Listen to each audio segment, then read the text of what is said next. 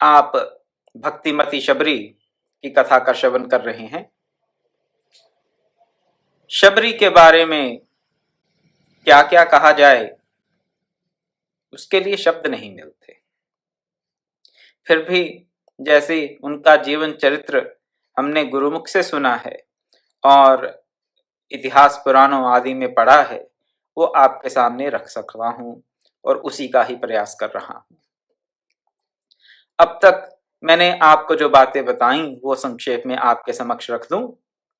सर्वप्रथम आपको ये बताया गया कि शबरी छुपकर अपने गुरु की, हालांकि अभी उनसे दीक्षित नहीं थी, लेकिन गुरु का भाव था और गुरु शिष्य का संबंध तो जन्मों जन्मांतरों का संबंध है। शिष्य गुरु को और गुरु शिष्य को पहचान लेते हैं, जन्मों जन्मांतरों का संबंध रहता है गुरु शिष्य का, और किसी एक लोक विशेष की बात नहीं है। अन्य लोकों में भी वही गुरु और वही शिष्य अपने आप को एक दूसरे से संबंधित पाते हैं। यह मेरा अपना निजी अनुभव है। तो गुरु का भाव था शबरी का मतंग ऋषि के प्रति, और उस भाव को उन्होंने व्यक्त करना चाहा सेवा के रूप में। शबरी ने सेवा की, गुरु की, अन्य ऋषियों की, और सेवा जैसा उनका गुण धर्म था उसके अनुसार लकड़ी काटना और पथ को साफ कर देना, ये उनकी सेवा थी। फिर आपके सामने ये बात रखी गई, ये प्रसंग रखा गया कल, कि किस प्रकार शबरी हिंसा से भयभीत होकर अपने आप को हिंसा का कारण समझकर घर से भाग गईं और 2 दिन तक जंगलों में भागती हुई अंततः पंपासर के निकट पहुंची। फिर उनको पकड़ा गया, चुपके से सेवा करती थी, ऋषियों के सामने नहीं आती थी। मतंग ऋषि ने कहा अपने शिष्यों से, पता कराओ कि ये कौन संविदा काटकर हमारे आश्रमों के आगे रख जाता है, ये कौन हमारे उठने से पहले ही पंपासर का जो पथ है उसे साफ कर देता है। शबरी पकड़ी गई। मतंग ऋषि ने उनको अत्यंत कृपापूर्ण, अत्यंत वात्सल्य के भाव से देखते हुए उनको मंत्र दीक्षा दी और उनके रहने की व्यवस्था की। आपको ये भी बताया गया कि ऋषियों ने, अन्य ऋषियों ने मतंग ऋषि के शबरी को दीक्षा देने का विरोध भी किया। क्यों विरोध किया? क्योंकि वो शबर जाति की कन्या थी, किसी उच्च कुल से संबंध नहीं था उसका, और साथ ही साथ कुछ ऋषियों ने स्त्री जाति को संन्यास धर्म में दीक्षित करने का भी विरोध किया वहां पर। इस वैर विरोध के चलते क्या हुआ कि पंपासर का जो जल था वो रक्त की तरह लाल हो गया और उसमें कीड़े बिलबिलाने लगे। इन सब बातों का दोष भी शबरी के मत्थे मढ़ दिया गया। कहा कि एक नीच जाति की कन्या ने पंपासर के जल को छू लिया, इसलिए जल दूषित हो गया, रक्त रंजित हो गया, इसमें कीड़े बिलबिलाने लगी। बात तो कुछ और थी, और वो बात क्या थी प्रसंग अनुसार आपको बाद में बताई जाएगी। ये सब बातें अब तक आपको बता दी गई हैं। ये शबरी केवल एक शिष्या नहीं थी, शिष्या तो थी मतंग ऋषि की, केवल एक सन्यासिनी ही नहीं थी, सन्यासिनी थी तो, लेकिन केवल एक शिष्या, केवल एक सन्यासिनी नहीं थी। भगवान राम को इतनी प्रिय थी कि भगवान राम बाकी सब ऋषियों को दरकिनार करते हुए शबरी के आश्रम का पता, रास्ता पूछते हुए शबरी के आश्रम में स्वयं पधारते हैं। प्रसंग ये है कि मतंग ऋषि अपने अन्य शिष्यों के साथ शरीर का त्याग करने वाले हैं, शरीर त्याग कर रहे हैं मतंग ऋषि, और अपने सभी शिष्यों के साथ परलोक गमन करने वाले हैं। शबरी कहती, मैं भी आपके साथ चलूंगी गुरुदेव, मुझे आप यहां छोड़कर मत जाएं। एक शिष्य का अपने गुरु से भौतिक जगत में विच्छेद है, शिष्य के लिए अत्यंत पीड़ादायक है, अत्यंत पीड़ादायक। और इस पीड़ा को शबरी नहीं झेलना चाहती थी। इसलिए शबरी ने अपने गुरु मतंग ऋषि से कहा, गुरुदेव मुझे भी आप अपने अन्य शिष्यों की तरह साथ ले जाएं। मतंग ऋषि ने कहा, नहीं शबरी, तुम धीरज रखो, तुम अधीर मत हो। शबरी कहती, नहीं, मैं आपकी सेवा शुश्रूषा करते ही किसी प्रकार से, आपके सानिध्य में रहते हुए ही किसी प्रकार से थोड़ा बहुत किसी धर्म का पालन, किसी प्रकार की सेवा कर पाती हूं। अगर आप यहां नहीं होंगे तो मेरे से किसी भी प्रकार की सेवा, किसी भी प्रकार के संन्यास धर्म का पालन हो नहीं पाएगा, क्योंकि ये सब गुण जो मेरे में आप या अन्य लोग देखते हैं कि मैं सेवा करती हूँ या संन्यास धर्म का पालन करती हूँ, संन्यास धर्म में निरत हूँ, ये केवल और केवल आपकी कृपा, आपके सानिध्य और आपके आशीर्वाद से ही संभव हुआ है। और अगर आपका सानिध्य मेरे पास नहीं रहा तो ना तो मेरे से संतों की, भक्तों की सेवा हो पड़ेगी और ना ही अपने इष्ट देव की भक्ति। मैं तो दोनों प्रकार से धर्म से च्युत हो जाऊंगी। इसलिए आप मुझे अपने से अलग मत कीजिए। बहुत विनती करती हैं शबरी रोती हुई अपने गुरु से कि मुझे साथ ले चलिए अन्य शिष्यों की तरह। मतंग ऋषि फिर शबरी से कहते हैं, शबरी तुम यहीं रहो, अभी तुम्हारे जाने का समय नहीं आया। जब ये वार्तालाप हो रहा था शबरी और मतंग ऋषि के बीच में, गुरु शिष्या के बीच में, उस वक्त भगवान श्री राम चित्रकूट पर विराजमान थे। भगवान राम चित्रकूट पर लक्ष्मण जी, श्री सीता जी सहित विराजमान हैं। मतंग ऋषि त्रिकालदर्शी ऋषि हैं, तत्वद्रष्टा हैं, उनसे कोई बात छिपी नहीं है। वो शबरी को कहते हैं कि कुछ समय में भगवान राम यहां पर आएंगे और तुम्हें दर्शन देंगे, इसलिए तुम यहीं रहो। अगर भगवान राम मतंग वन में आने वाले थे तो मतंग ऋषि वहां क्यों नहीं रुके? लेकिन मतंग ऋषि चले गए शिष्यों के साथ। कारण क्या रहा? कारण हम पूर्ण रूप से समझ नहीं सकते, लेकिन इतना मैं अवश्य बता दूं कि हर साधक के लिए, हर सिद्ध के लिए हर प्रकार का अनुभव अनिवार्य नहीं है। हर सिद्ध के लिए, हर साधक के लिए हर प्रकार का अनुभव अनिवार्य नहीं है।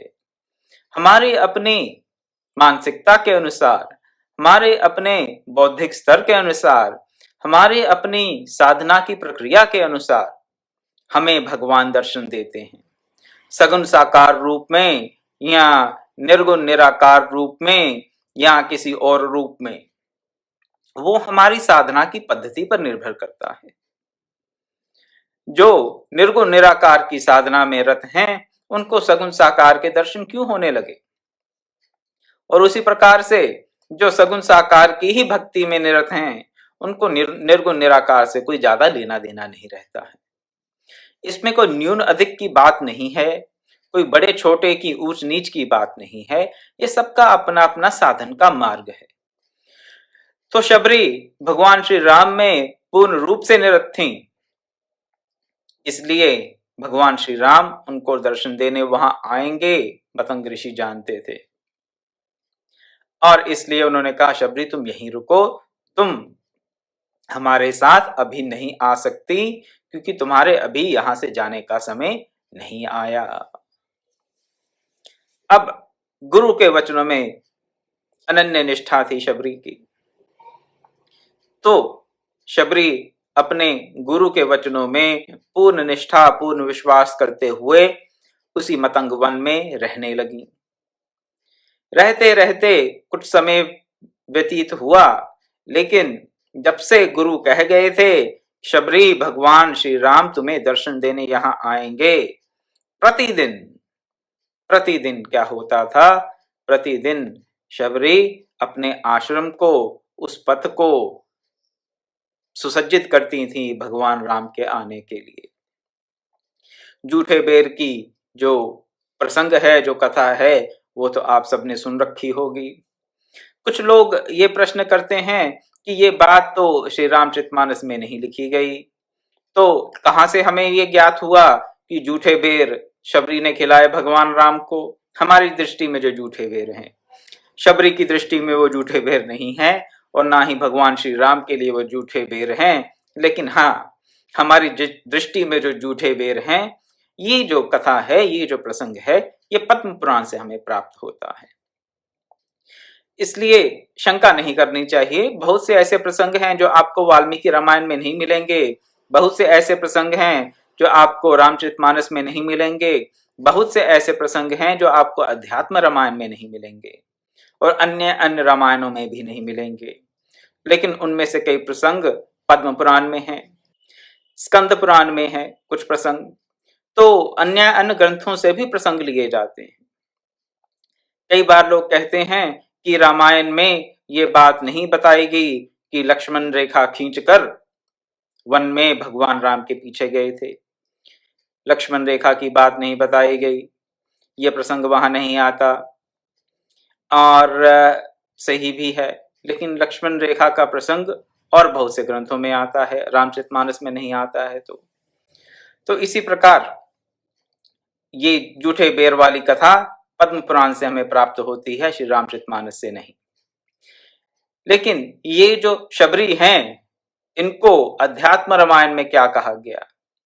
अध्यात्म रामायण में भगवान राम को एक गंधर्व बताते हैं। एक गंधर्व भगवान राम को बताते हैं कि आप शबरी के पास जाइए, और शबरी के पास जाने के लिए जब बोलते हैं तो क्या कहते हैं? श्रमणी शबरी नामः काकुत्स्थ चिरजीवनी।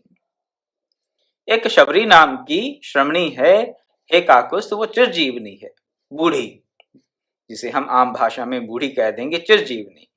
बहुत समय से वो जी रही है वहां पर, आप उनसे जाकर मिलें। वाल्मीकि जी अपनी रामायण में शबरी जी को कैसे संबोधित करते हैं? श्रमणी धर्म संस्थिता, धर्म में प्रतिष्ठित है। कौन से धर्म में? संन्यास धर्म में। श्रमणी धर्म संस्थिता, तो संन्यास धर्म में प्रतिष्ठित शबरी से मिलने के लिए वाल्मीकि रामायण में भी श्री राम जी से अनुरोध किया जाता है। शबरी देख रही हैं रास्ता, हर दिन थोड़ी सी भी कहीं पत्ते की सरसराहट होती है तो उनको लगता है कहीं भगवान राम तो नहीं आ गए, कहीं प्रभु श्री राम तो नहीं आ गए। हल्की सी कहीं से भी कोई आवाज आती है तो उनको लगता है कहीं भगवान राम तो नहीं आ गए। ऐसा चिंतन, सतत चिंतन, तेषां सतत युक्तानां भजतां प्रीतिपूर्वकम तो ददामि बुद्धि योगम तम।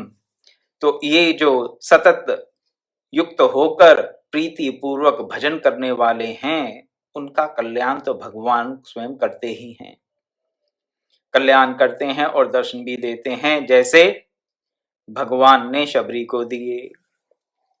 तो वो दिन आ जाता है जब शबरी को अपने भगवान अपनी कुटिया की तरफ आते हुए दिख जाते हैं। ऐसा प्रसंग भी बताया जाता है कि जब शबरी जान जाती है कि भगवान राम आ रहे हैं तो वो छुप जाती है, अपनी कुटिया से भागकर फिर छुप जाती हैं जंगल में, पेड़ों के बीच में जाकर छुप जाती हैं। आप सोचेंगे कि अगर वर्षों से वो प्रतीक्षा कर रही थी भगवान के आने की, तो अब भागकर छुप क्यों गई? अगर प्रतिदिन वो अपने आश्रम को, अपनी कुटिया को, अपना रास्ता जो है, जो उनके आश्रम को जाता था, अगर उस रास्ते को झाड़ बुहार कर साफ कर रही थी, सुसज्जित कर रही थी भगवान के आगमन के लिए, तो जिस दिन भगवान आए तो अपनी कुटिया से भाग क्यों गई? मन में दैन्यता का भाव। क्या दैन्यता का भाव? कि अरे यहाँ तो इतने बड़े बड़े ऋषि मुनि रहते हैं, महान तपस्वी रहते हैं, वेदज्ञ, धर्मज्ञ, तत्वज्ञ, धर्म की गति को जानने वाले बड़े बड़े ऋषि रहते हैं यहाँ पर। भगवान राम उनके पास पहले जाएंगे या मुझ बूढ़ी भीलनी के पास आएंगे? दैन्यता के भाव और संकोचवश शबरी आश्रम से चली जाती हैं। लेकिन भगवान राम क्या करते हैं? किसी और के आश्रम में ना जाकर सबसे शबरी के आश्रम का ही रास्ता पूछते हैं। तो अंततः जब शबरी जान जाती हैं कि उनको ढूंढा जा रहा है, उनके आश्रम का पता पूछा जा रहा है भगवान श्री राम के द्वारा, तो वो भगवान श्री राम के समक्ष उपस्थित हो जाती हैं। तुलसीदास जी ने इस वृत्तांत का जैसे वर्णन किया, वो शब्द, वो चौपाइयां आपके सामने रख रहा हूं। सबरी देखी राम गृह आए, मुनि के बचन समझ जिए भाए। सरसिज लोचन बाहु विशाला, जटा मुकुट सिर उर्बन माला। श्याम गौर सुंदर दो भाई, सबरी परी चरण लपटाई। प्रेम मगन मुख बचन नावा, पुनि पुनि पद सरोज सिर नावा। शबरी जब देखती हैं कि भगवान राम तो सच में आ गए, घर आ गए, अपने आश्रम में आ गए, अपनी कुटिया में आ गए, तो उन्होंने भगवान को आते देख मन में क्या विचार आया, हाँ आज मेरे गुरु की वाणी सत्य हो गई।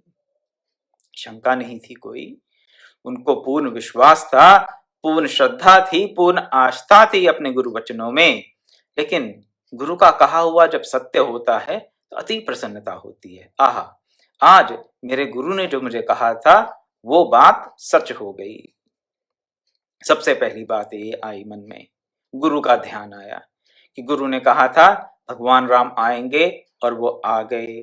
तत्पश्चात क्या भगवान राम के रूप का वर्णन किया, जैसे शबरी माँ ने देखा उनको, उनके रूप का वर्णन किया।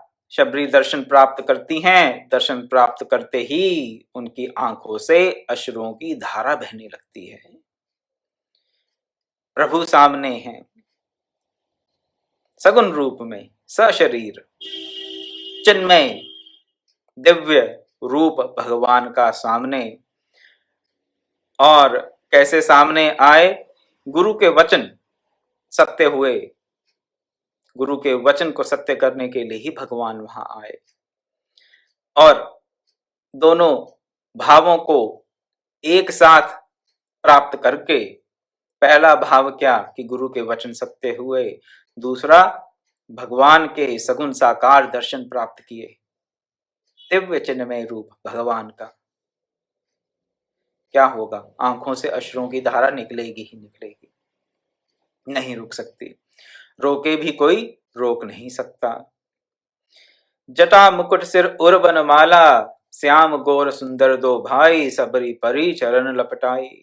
दोनों भाइयों को देखकर, श्याम गौर शरीर वाले दोनों भाइयों को देखकर चरणों में लिपट जाती हैं, चरणों में लिपट जाती हैं प्रणाम करती हुई। और मुख से कोई वचन नहीं निकल रहा, बस बार बार चरणों में अपने सिर को नवा रही हैं। ऐसा सुंदर भाव, ऐसा भाव, ऐसे भगवत दर्शन, ऐसे गुरु के वचनों में निष्ठा होगी तो परम कल्याण के भाजन तो बनेंगे ही, इसमें कोई संशय नहीं। परंतु ना तो हमारे गुरु वचनों में निष्ठा है, ना ही हमारा ऐसी सतत ध्यान है भगवान का कि वो अब आएंगे, कि अब आए, कि अब आए। फिर कहते हैं कि हम भक्ति करते हैं और हमारी भक्ति में प्रगति नहीं है, हमारे साधन में गति नहीं है। भगवान राम और शबरी जी के मिलन का ये वृत्तांत हमें दो बातें सदैव स्मरण कराता रहे, मेरा यही निवेदन है प्रभु श्री राम के चरणों में और गुरु चरणों में कि हम सर्वप्रथम गुरु के वचन में पूर्ण निष्ठा रखें, गुरु के वचन में पूर्ण निष्ठा रखें, और तत्पश्चात सदा सर्वदा निरंतर ये मन में भाव रहे कि भगवान किसी भी समय दर्शन दे सकते हैं। कब, कौन सा समय हम नहीं जानते, लेकिन भगवान किसी भी समय दर्शन दे सकते हैं। भगवान की प्रतीक्षा प्रतिपल प्रतिपल, सोते जागते, दैनिक क्रियाकलाप करते हुए प्रतिपल इस भाव का हमारे मन से कभी भी लोप ना हो कि भगवान हमें दर्शन देंगे और भगवान किसी भी क्षण दर्शन दे सकते हैं। वो ये भी क्षण हो सकता है और अनंत काल के बाद भी हो सकता है। उस पे हमारा कोई वो नहीं, वश नहीं है। उस पे हमारा जोर नहीं चल सकता। हमारा जोर यहीं चल सकता है। हमारा जोर का अर्थ क्या? पुरुषार्थ। कहाँ पुरुषार्थ कर सकते हैं हम? गुरु के वचनों को सुने, समझें, पूर्ण निष्ठा के साथ तदनुसार अपना जीवन जिएं और प्रभु प्राप्ति के लिए सदा सर्वदा ललायित रहें। इसी भाव के साथ मैं अपनी वाणी को विराम देता हूं। एक बार फिर से आप सबके समक्ष निवेदन कर रहा हूं कि कल 5:30 बजे नहीं, कल से 6 बजे, कल से टुमारो ऑनवर्ड्स, कल से 6 बजे शाम को आपके समक्ष उपस्थित होऊंगा। और कल, आज भी ये बात कहना चाहता था लेकिन समय हो गया, कल आपको ये बात बताई जाएगी कि शबरी को ये सौभाग्य क्यों प्राप्त हुआ। भगवान श्री राम के सगुण साकार दर्शन, उनके आतिथ्य का अनुभव भगवान ने शबरी को ही क्यों दिया, अन्य ऋषिगणों को क्यों नहीं दिया? वो भी तो महान तपस्वी थे मतंग वन में। तो कल 6 बजे फिर आपके समक्ष उपस्थित होऊंगा। आज मैं अपनी वाणी को यहीं विराम देता हूं। ओम पूर्णमदः पूर्णमिदं पूर्णात् पूर्णमुदच्यते पूर्णस्य पूर्णमादाय पूर्णमेवावशिष्यते। ओम शांति शांति शांति। हरि ओम तत्सत्।